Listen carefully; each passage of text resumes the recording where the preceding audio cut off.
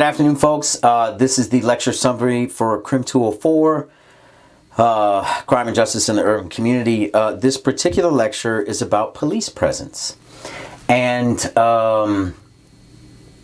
what is the purpose of that police presence? So even though it's not necessarily included in the lecture, by now you've learned about broken windows theory and how police presence honestly was supposed to be a large part of the theory and the philosophy behind broken windows theory.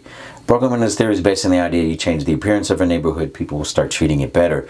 But a part of that appearance, the nice grass, the nice trimmed trees, the beautiful new signs, with that was supposed to be the presence of police officers. People are supposed to look at police officers and think to themselves, oh, thank goodness, there's police here.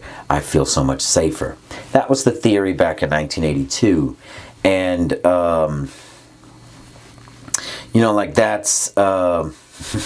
that's debatable because for any students in this class that ever went to a high school with a metal detector, for example, you were supposed to walk into school on your first day and see those metal detectors, and you were supposed to think to yourself, wow, I feel safe knowing that there's metal detectors here. Meanwhile, you probably had the opposite reaction. You probably saw the metal detectors and thought to yourself, oh crap, this school must be dangerous as hell. Unfortunately, police presence does that. But what I wanted to emphasize in this lecture is the idea of what is the purpose of having police presence. So there's like two major models for how to deal with crime that's mentioned in this lecture. There's the peace through strength lecture, which massive amounts of police force are supposed to create peace through strength. The extreme version of this is our collection of nuclear weapons in the world. We've never, we've used them a couple times in the 1940s, but since then we've stockpiled and never used them because the amount of strength that atomic bombs have, it's doomsday for all of us if we ever use them, but peace is supposed to be creating knowing that people have this massive amount of weaponry. And in that sense, police officers are supposed to have the greatest strength, the biggest weapons, the battering rams, the old tanks. I don't even know if I should get too much into the militarization of policing right now, but police officers are supposed to have bigger and better weapons than bad guys. And that's supposed to maintain peace. A big catalyst for that, I forget what year this was, I think it was 1989 or 1988. I remember as a kid, there was this televised bank robbery in Los Angeles. And these guys went in with Uzis and semi-automatic weapons. They robbed a bank. They knew that when they walked outside of the bank, that police officers are going to be there waiting for them. And they figured we could just cut through these guys with our guns. And there was this televised shootout that lasted for hours. And most of the police officers just had single fire revolvers that only held 6 bullets compared to the semi-automatic weapons of the bank robbers. And that was this interesting moment for police officers throughout the United States who felt like we can't have smaller guns than the bad guys do.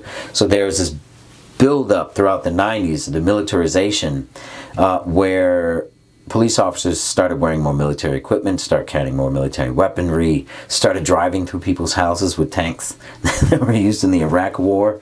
I shouldn't be laughing at that, I'm sorry. But that's, that strength has gotten bigger.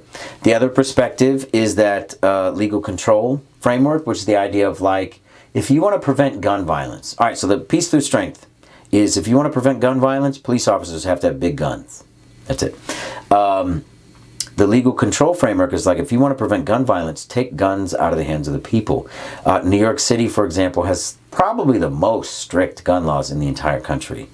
And as a result, most people don't fear gun violence. And you don't really see too many gun carriers in New York City. Who knows if that's actually reducing gun violence? But you look at it, it's, the illegal gun trade, obviously, one of the problems with that is that the more restrictions you put on something, the more you empower the black market. Marijuana is going to be the greatest example of this, in that if you make marijuana illegal, you've just created thousands of drug dealers. You legalize it, take away all those drug dealers' jobs. If they're smart enough to open up dispensaries, then they do that, but that's what that is. So overall, this lecture is about the power of police presence, whether or not it's effective at reducing crime. Please go under course documents and open this open the lecture, view the lecture. Please look at the discussion board and answer the discussion board questions. And also, under assignments, there is the directions for the final paper. And maybe I'll deal with this with more finality next week. But under assignments, forgive me, I forget the due date. Sometime second week in May, I believe, is the final paper. The directions are under assignments. And I've also just put a sample paper up there. I'm showing you guys, like, this is kind of what I expect. It's not even necessarily the best paper, but it's a paper that kind of fits the criteria of what I'm asking for. If you want to look at that sample paper for the final paper, please be my guest. You guys can email me with your final topics if you'd like.